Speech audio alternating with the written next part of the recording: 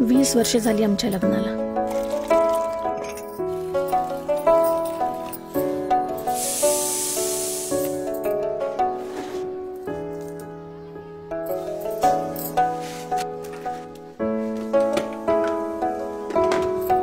अहो डबा राहिला.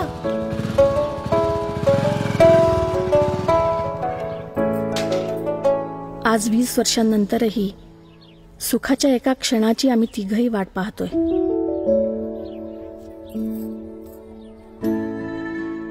माझं लग्न एका शिक्षकाशी झालेलं.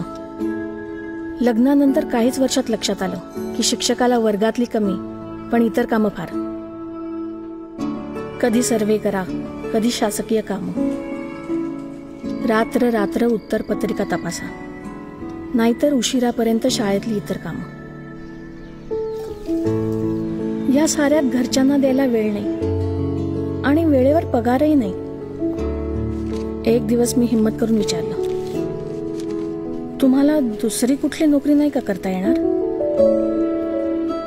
स्तब्ध उभा नवरा माझा एक शब्दही बोलला नाही, पण त्याच्या शांत डोळ्यातून तो खूप काही सांगून गेला.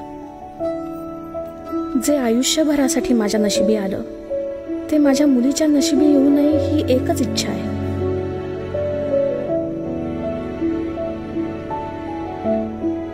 आणि एक दिवस एक लाल दिव्याची गाडी दारात येऊन थांबली.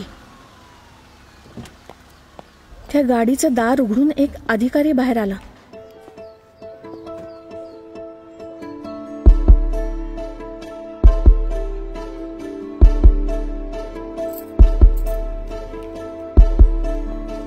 माझ्या नवऱ्याला बघताच पुढे येऊन पाया पडला. माझा तर स्वतःच्या डोळ्यांवर विश्वासच बसत नव्हता. आजूबाजूला जमलेले लोक अवाक होऊन पाहत होते. तो अधिकारी म्हणजे यांचा माजी विद्यार्थी होता. तोंड भरून यांचं कौतुक करत होता, आभार मानत होता. म्हणाला, सर, तुम्ही होतात म्हणून मी आज इथपर्यंत पोहोचू शकलो. कशाचीही अपेक्षा न करता देशासाठी सक्षम पिढी घडवण्याचं तुमचं कार्य आता आम्ही पुढे नेऊ.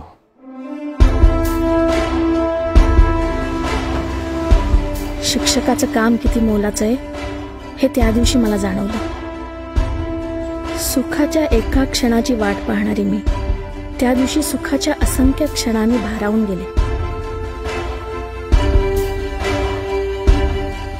देशाला उज्ज्वल भविष्य देणाऱ्या शिक्षकांचा आम्हाला अभिमान आहे.